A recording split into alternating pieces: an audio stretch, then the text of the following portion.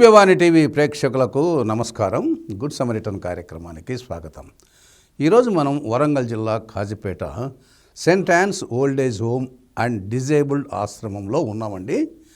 ఇక్కడ ఎంతోమంది వృద్ధులకు నీడ కల్పించి వారి జీవితాల్లో వెలుగు నింపుతూ ఎన్నో విధాలుగా దాదాపుగా 1967లోనే స్థాపింపబడినటువంటి సెయింట్ యాన్స్ మఠకన్యలు చేస్తున్న విశిష్టమైన సేవలు ఎంతో స్ఫూర్తిని కలిగిస్తున్నాయి.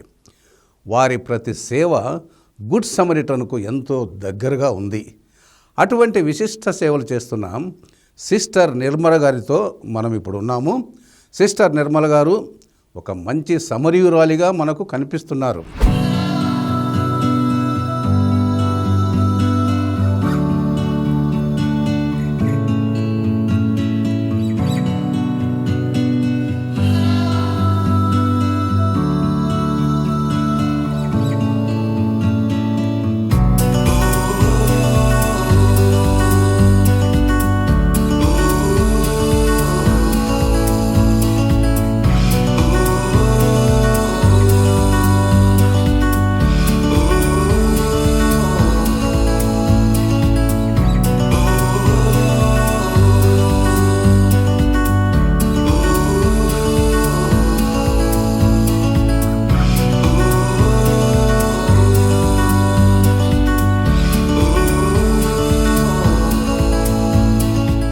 వారి యొక్క కాంగ్రిగేషన్ గురించి మరియు Saint Ann's old age home మరియు డిజేబుల్ అంటే ఈ వృద్ధులకు వికలాంగులకు ఈ సంస్థను ఎందుకు స్థాపించారు, అటువంటి వివరాలు మనకు తెలియజేస్తారు.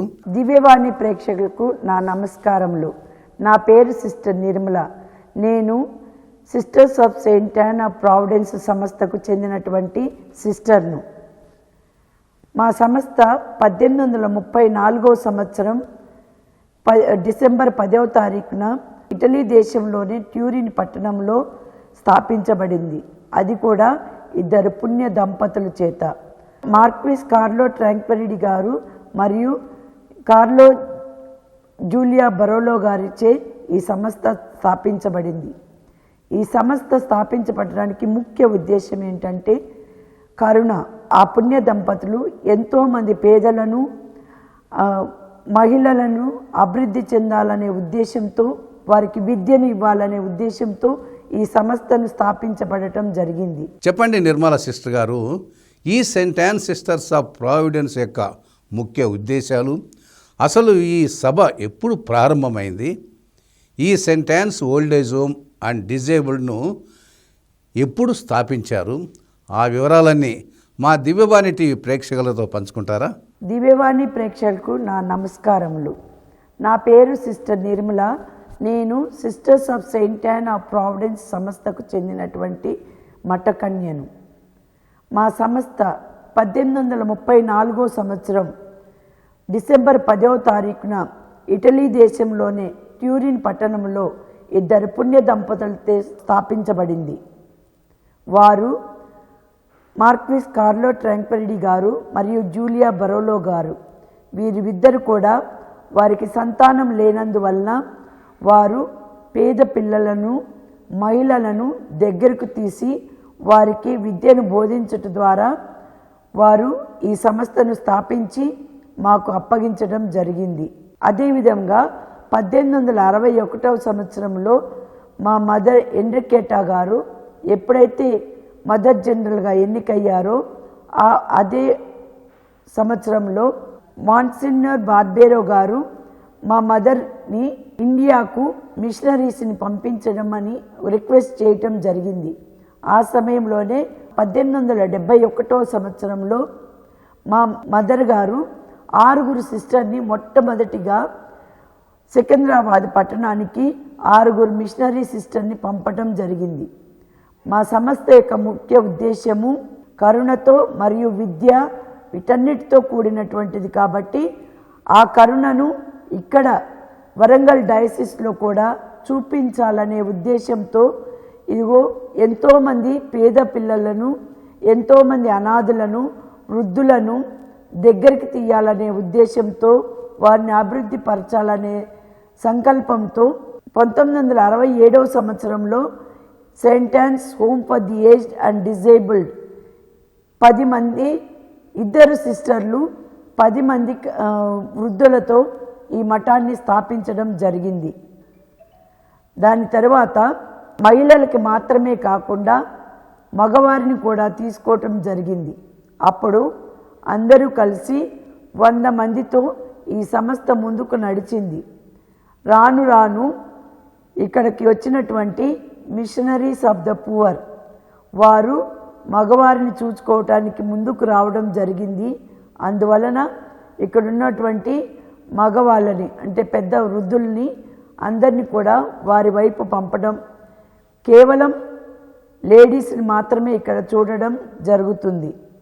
కాబట్టి ఇప్పుడు 55 మంది వృద్ధులతో వికలాంగులతో ఈ సంస్థ ముందుకు నడుస్తుంది. 1967లోనే ఈ సెయింట్ యాన్స్ ఓల్డేజ్ మరియు డిజేబుల్ హోమ్ను మొదలు పెట్టారని చెప్తున్నారు కదా సిస్టర్. మీరు 10 మంది వృద్ధులతో మొదలుపెట్టారు కదా, అది అంచెలంచెలుగా ఈ మానవత్వము, ఈ క్రీస్తు ప్రేమతత్వంతో ఎలా ముందుకు నడిపిస్తున్నారు? అంతటి స్ఫూర్తి మీకు ఎలా కలిగింది? ఆ వివరాలు కాస్త చెప్తారా? అప్పుడున్నటువంటి సిస్టర్స్ అందరు కూడా చాలా మందిని అప్రోచ్ కావటం, వారు చాలా దాతలు ముందుకు రావటం, వీరికి అనేక విధాలుగా సహాయం చేయటం. అదే కాకుండా వరంగల్ డయాసిస్ నుంచి కూడా మేము చాలా దాతల సహాయంతో మా సిస్టర్స్ అప్పుడు వారు అనేక కార్యక్రమాలు చేసి అనేక పనులు చేసి ఒత్తులు తయారు చేయటం, అప్పుడున్నటువంటి కొన్ని పొలం పనులు చేయించటం, ఇవన్నిటి ద్వారా కూడా ముందుకు మా సంస్థను నడపడానికి వారికి సాధ్యమైంది.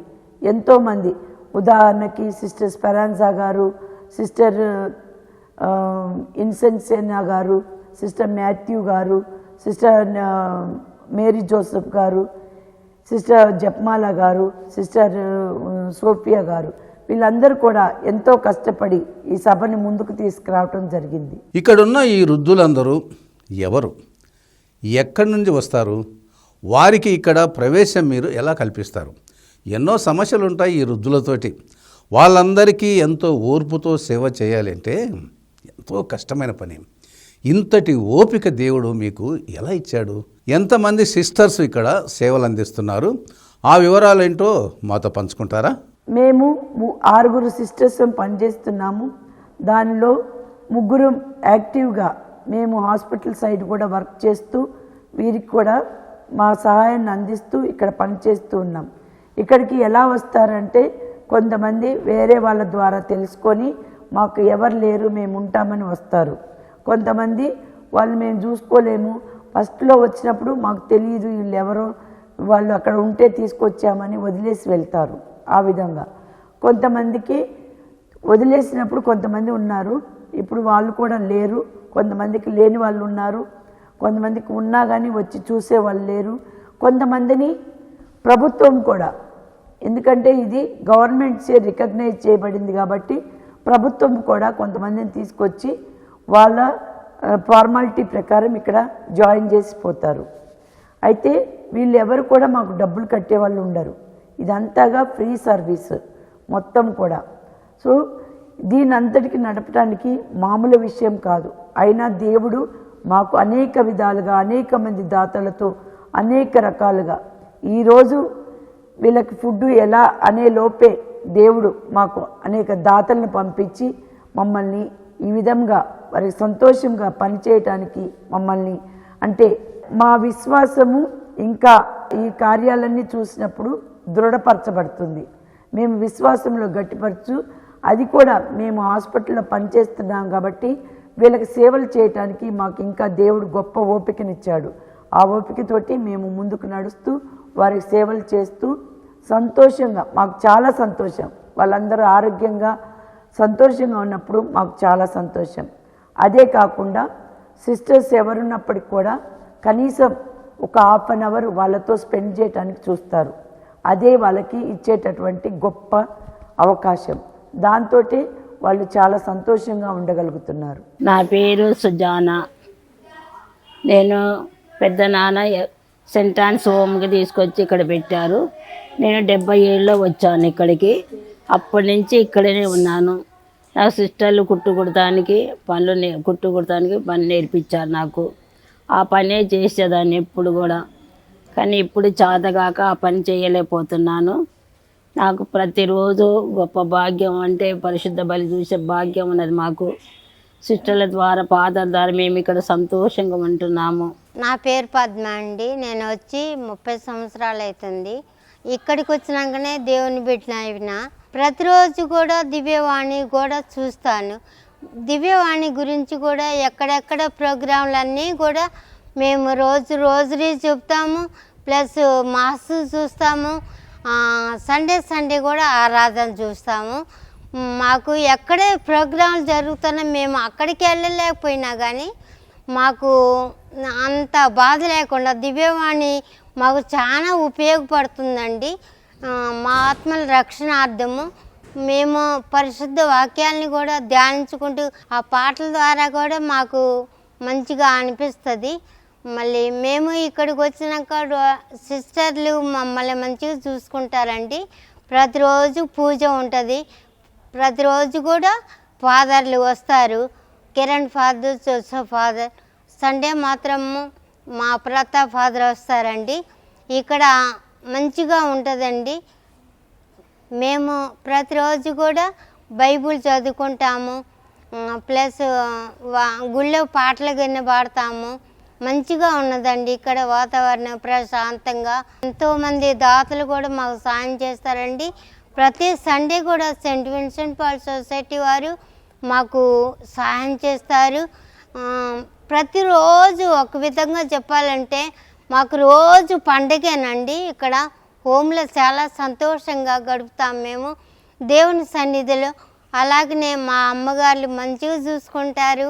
మాకు ఏమీ కొరత లేదండి. దేవుడు అన్నీ మాకు ఏ పూటకి ఆ పూట సమకూరుస్తూ ఉంటారండి. గుడ్ సమరిటన్ కార్యక్రమంలో ఇప్పుడు ఒక చిన్న విరామం తీసుకుందాం.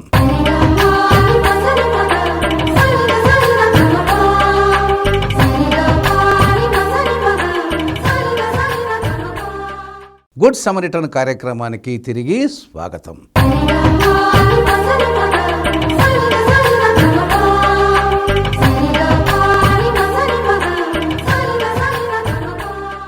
చాలా సంతోషం సిస్టర్. అంటే మీరు చేసే ఈ సేవ చూస్తుంటే బైబిల్లో మాకు గుడ్ సమరిటన్ అనే ఒక వ్యక్తి కథ కనిపిస్తుంది. యేసు ప్రభువు చెప్పారు కదా, గుడ్ సమరిటన్ అంటే ఒక మంచి సమరీయుడులాగా సేవ చేయడం, కష్టాల్లో ఆదుకోవడం నిజంగా ఎంతో గొప్ప విషయం. ఈ గుడ్ సమరిటన్ లాంటి ఈ మీ సేవకు ఎటువంటి సంబంధం ఉంది? అలా మీకు అనిపిస్తుందా?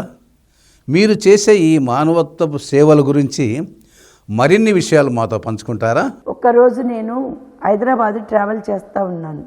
అది పీక్ టైం, మనకి కరోనా వచ్చిన టైంలో. ఆ టైంలో నేను అంబులెన్స్లో ట్రావెల్ చేస్తున్నాను ఒక పేషెంట్ని తీసుకురావటం కోసం. ఆ సమయంలో దారిలో భువనగిరి దాటిన తర్వాత నేను ఒక వ్యక్తిని చూశాను. ఆ వ్యక్తి యాక్సిడెంట్లో పడిపోయి ఉన్నాడు. అక్కడ ఉన్న జనాలు ఎవరు కూడా ముందుకు రావట్లేదు ఆయన్ని తాకటానికి. చాలామంది బండ్లు ఆపుతున్నారు కానీ ఎవరు ఆపట్లేదు. ఆ సమయంలో మా బండి డ్రైవర్ ఐ టోల్డ్, మనము ఆపాలి, ఈ వ్యక్తికి సహాయం చేయాలి. ఎందుకంటే ఈ వ్యక్తి కనుక బాగైతే వాళ్ళ కుటుంబం బాగుపడుతుంది అన్న ఉద్దేశంతో నేను డ్రైవర్కి చెప్పాను. డ్రైవర్, అసలే కరోనా, మనకెందుకు సిస్టర్, మనం వెళ్ళిపోదామన్నారు. ఆ సమయంలో లేదు, నువ్వేం చేయకు, బండి ఆపు, మిగిలింది నేను చేస్తా అని చెప్పడం జరిగింది. అలాగే డ్రైవర్ ఆపాడు. ఆ వ్యక్తిని మేము భువనగిరి దాటిన వాళ్ళం. మళ్ళీ ఆ వ్యక్తిని తీసుకొని భువనగిరి వచ్చానండి. పిహెచ్సి సెంటర్కి వచ్చాము. రాగానే ఏమైందంటే ఎవరు ముందుకు రావట్లేదు పేషెంట్ని తీసుకోవటానికి. పేషెంట్ చాలా హెఫ్టీగా ఉన్నాడు. ఆ టైంలో నేను లోపలికి వెళ్ళి కొంచెం బిగ్గరగా అరవటం జరిగింది. ఏంటండి, పేషెంట్ చనిపోతుంటే ఎవరు రారా అని. నేను కూడా స్టాఫ్ని, దయచేసి హెల్ప్ చేయండి, ఈ పేషెంట్కి మనము జీవం పోయాలి అన్నప్పుడు ఎమ్మటే ఆ డాక్టర్ గారు బయటికి రావటం, అక్కడ ఉన్నటువంటి వ్యక్తులను పంపించడం జరిగింది. తర్వాత పేషెంట్ని తీసి మేము ట్రాలీ మీద పెట్టి లోపలికి తీసుకెళ్ళి ఐవి పెట్టి పేషెంటు మాట్లాడాడు. మాట్లాడిన తర్వాత తిరిగి నేను మళ్ళీ హైదరాబాద్ వెళ్ళి అక్కడి నుంచి పేషెంట్ని తీసుకొని రావాలి. ఆ సమయంలో బండి నిండా బ్లడ్, డ్రైవర్ హెల్ప్ చేయనన్నాడు. నేను ఒక దగ్గర ఆపి మళ్ళీ బండి మొత్తం కడగటం జరిగింది. అలా కడిగిన తర్వాత బండిని తీసుకొని మళ్ళీ హైదరాబాద్ వెళ్ళి మళ్ళీ అక్కడ పేషెంట్ని తీసుకొని తిరిగి రావటం జరిగింది. నాకు అదే చాలా నా జీవితంలో ఒక మలుపు. నేను ఒక కుటుంబానికి ఇంత చేయగలిగానని సంతోషం నాలో.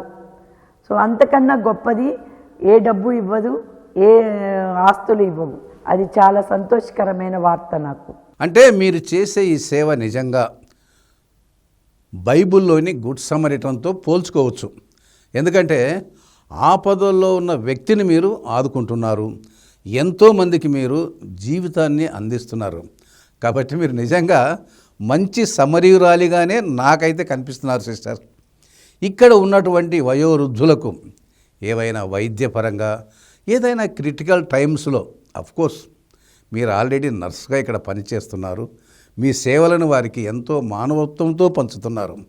ఎలా వీళ్ళందరికీ ఈ మానవత్వంతో పరిచర్యలు చేయగలుగుతున్నారు, ఆ విషయాలు ఏమిటో మన దివ్యవాణి టీవీ ప్రేక్షకులతో పంచుకుంటారా? సాధ్యమైనంత వరకు ఏ చిన్న చిన్న ప్రాబ్లమ్స్ ఉన్నా మేమే ఐడెంటిఫై చేసి, ఒకవేళ వాళ్ళు కనుక రాలేదు, తినటానికి రాలేదు, ఎందుకు రాలేదు, వాళ్ళ బాధ ఉంది, ఎందుకు బాధ, ఏమైంది అనేది కనుక్కొని ఎమ్మటే వారికి ట్రీట్మెంట్ ఇవ్వటం జరుగుతుంది.